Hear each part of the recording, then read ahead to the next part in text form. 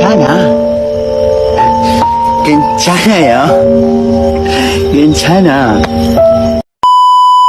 Aku hanya memikirkan satu peraturan penting. Kenapa kau lakukan hari ini kalau kau bisa melakukannya besok? Hahaha.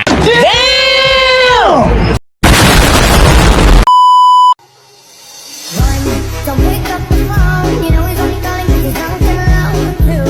Don't let him in, no, I can't kick him out again free. Don't be afraid, you know you're gonna wake up in his bed in the morning.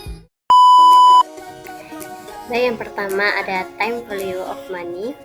Nilai waktu uang atau time value of money adalah sebuah prinsip keuangan yang menjelaskan bahwa sejumlah uang yang dimiliki saat ini memiliki nilai lebih tinggi dibandingkan dengan jumlah yang sama yang baru akan diterima di masa depan.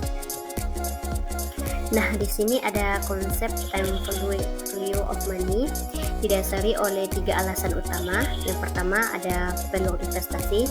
Uang yang dimiliki saat ini dapat diinvestasikan, berpotensi meningkatkan nilainya di masa depan. Yang kedua ada ketidakpastian dan risiko.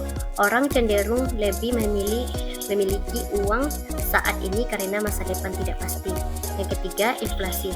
Kecenderungan harga barang dan jasa untuk naik seiring waktu membuat orang lebih menghargai uang saat ini dan mengharapkan kompensasi lebih jika pembayaran ditunda. Kemudian net present value atau NPV. Menurut Karim 2011, metode net present value NPV merupakan salah satu cara untuk mengevaluasi kelayakan suatu proyek investasi. Fungsi utama NPV untuk memungkinkan para pengambil keputusan untuk yang pertama, menilai dampak finansial proyek terhadap kekayaan perusahaan atau investor. Yang kedua, membandingkan nilai proyek dengan investasi awal yang dibutuhkan. Yang ketiga, mempertimbangkan nilai waktu dari uang dalam perhitungan keuntungan proyek.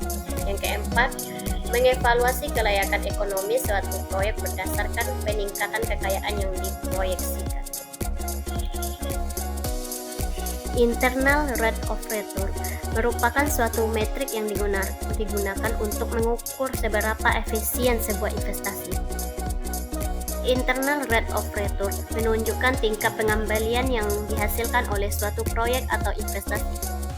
Para eksekutif menganggap internal rate of return menarik secara intuitif karena dapat mengukur nilai investasi dalam bentuk persentase, sehingga memudahkan perbandingan antar proyek. Selain itu, perhitungan internal rate of return dianggap lebih sederhana dibandingkan NPV karena tidak memerlukan tingkat diskonto atau biaya modal.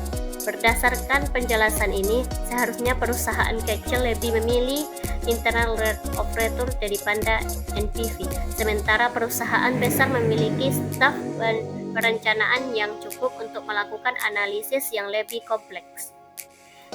Namun, prediksi ini bertentangan dengan temuan yang menunjukkan bahwa perusahaan besar justru lebih memilih internal rate of return.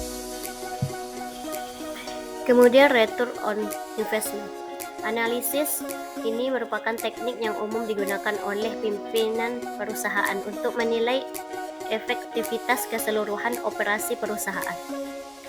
Return on investment sendiri adalah salah satu bentuk rasio profitabilitas yang bertujuan untuk mengukur kemampuan perusahaan dalam menghasilkan keuntungan dengan total dana yang diinvestasikan dalam aset yang digunakan untuk operasi.